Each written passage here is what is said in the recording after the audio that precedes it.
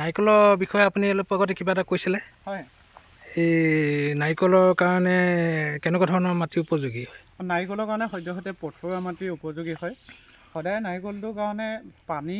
borax আৰু নিমখীয়া যিটো সাগৰৰ পানীবিলাক যে লুণীয়া বুলি কয় যে সেইটো কাৰণে সাগৰৰ দাঁতিকাষৰীয়া অঞ্চলবিলাকত যথেষ্ট পৰিমাণে নাৰিকল হয় কিন্তু সেইটো কাৰণে প্ৰতি বছৰে নাৰিকলৰ গছত নিমখটো দিব লাগে আৰু বহুতে এটা ভুল ধাৰণা যে নিমখ দিলে মৰি থাকিব সেইটো একেবাৰে নহয় কিন্তু নাৰিকল গছত নমৰে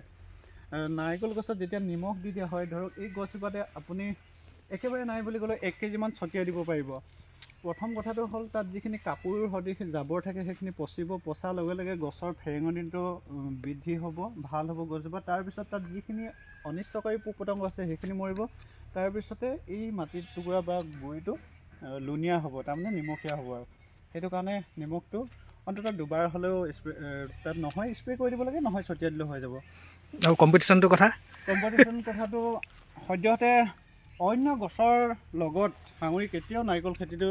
কৰিব নালাগে সদায় অকলশৰীয়াকৈ কৰিব লাগে আৰু এইটো কৈছোঁৱে সদায় পথৰুৱা হ'ব লাগে আৰু পানীটো যিহেতু এই ছিজনটো খুব শুকান ছিজন হয় সেইটো কাৰণে নিয়মিতভাৱে পানী যোগান ধৰিবই লাগে নাৰিকল খেতিত নহ'লে কিন্তু যেনেকুৱা ধৰণে প্ৰডাকশ্যন হ'ব লাগে সেইটো ৰখি যাব